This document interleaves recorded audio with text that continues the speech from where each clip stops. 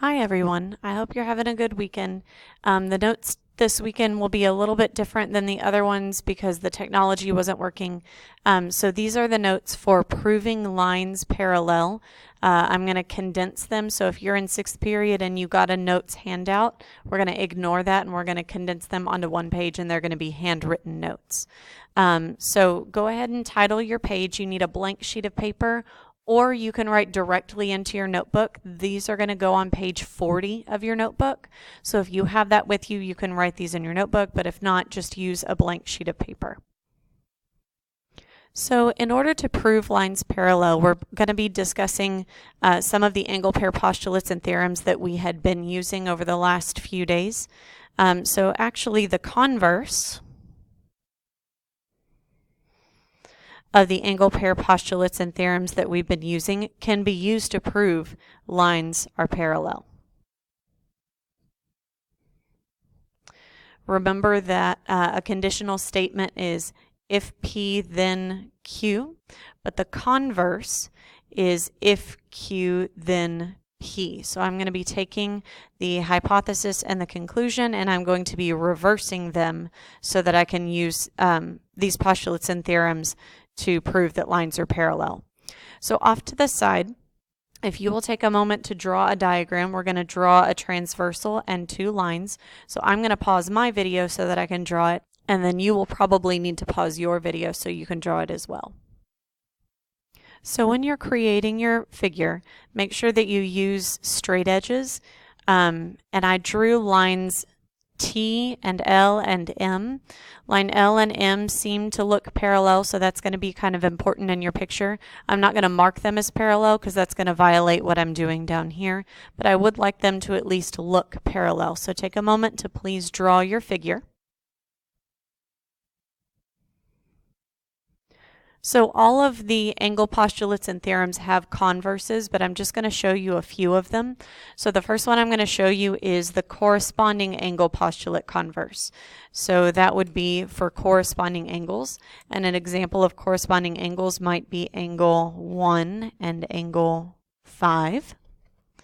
So the corresponding angle postulate states that if a transversal cuts a pair of parallel lines, then corresponding angles are congruent. So if transversal cuts parallel lines, then corresponding angles are congruent. So I'm going to write the converse, which is if each pair of corresponding angles are congruent, then the transversal cuts two parallel lines. So I'm going to fill in my converse.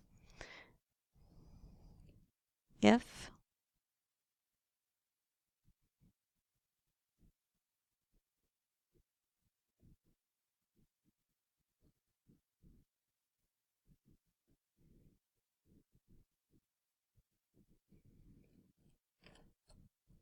then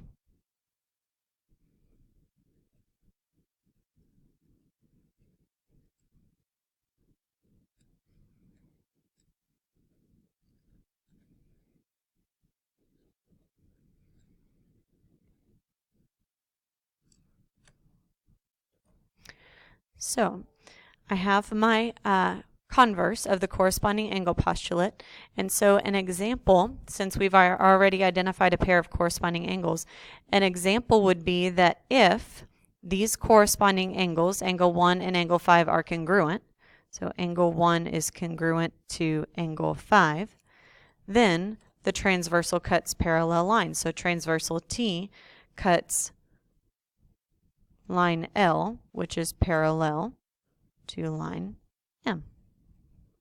So this is an example of using the converse of these postulates and theorems to prove that the lines are parallel. So let's look at another example. This is the last one we're going to talk about, even though more do exist. All of the postulates and theorems that we've been discussing for these angle pairs have a converse that can prove the lines to be parallel. But we're going to discuss the alternate interior angle theorem converse. So a pair of alternate interior angles would be angle 4 and angle 5. They're both inside of lines L and M, and they're on alternate sides of the transversal. So the alternate interior angle theorem states that if a transversal cuts a pair of parallel lines, then alternate interior angles are congruent. So My converse would be if each pair of alternate interior angles are congruent, then the transversal cuts two parallel lines.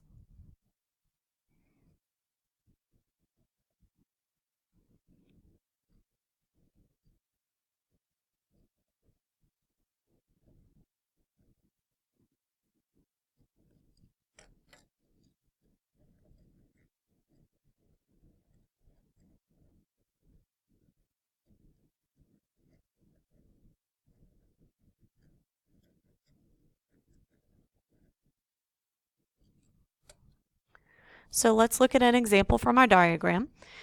If alternate interior angles are congruent, so that might be pair that's angle 4 and angle 5. So if angle 4 is congruent to angle 5, then that must mean that the transversal is cutting two parallel lines, which means line L must be parallel to line M. And this is the way that you use the converse of those postulates and theorems for our angle pairs. So I'm going to go ahead and move my paper up so that I can see the bottom part. In the bottom part, we're going to do one example of a proof, and then we'll discuss more of that on Monday. So take a moment to write the proof that I have and set up a two-column proof layout. So we're going to have statements on the left side and then our reasoning and justification for them on the right side. And then don't forget to draw your diagram, your figure off to the right side. Make sure you label the angles. So this is going to be angle 1, angle 2, angle 3. And then label the lines. This is line P, line R, line L, and line M. So take a moment to pause the video and draw the rest of your notes before we start writing our proof.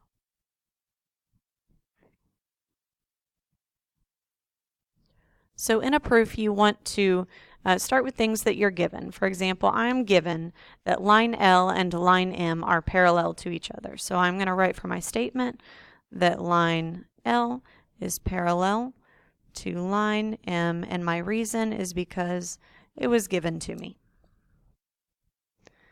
So I know that line L and line M are parallel to each other, which means that this transversal P is cutting two parallel lines, and angle 1 and angle 2 are corresponding angles. Well, if those lines are parallel, so parallel, then I know that angle 1 and angle 2 must be congruent to each other. So angle 1 must be congruent to angle 2 because of the corresponding angle postulate.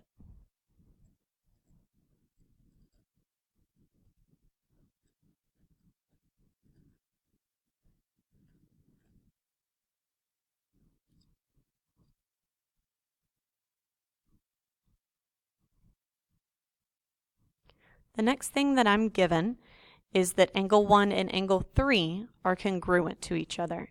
So angle 1 is congruent to angle 3, and that was also given. So right now we have that angle 1 and angle 2 are congruent, and angle 1 and angle 3 are congruent. So we can conclude that angle 2 is congruent to angle 3 because they're all congruent to each other. And if you flip back to the very beginning of our notes in our notebook, that's called the transitive property of equality, but here it's congruent. So the transitive property of congruence.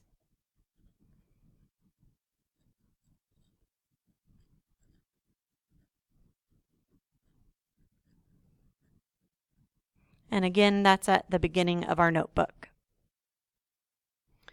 We see that if angle 2 and angle 3 are congruent to each other, that's kind of satisfying a converse to an angle theorem that we know. So these are alternate exterior angles.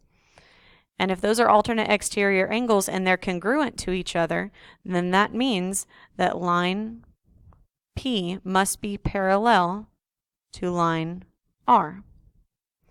And the reason for that is the converse of the alternate exterior angle theorem.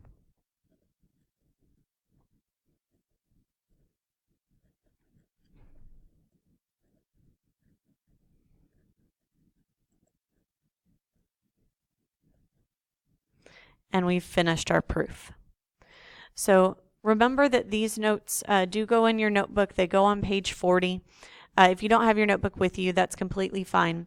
But please be ready to discuss some proofs and the converses to these angle theorems and postulates on Monday.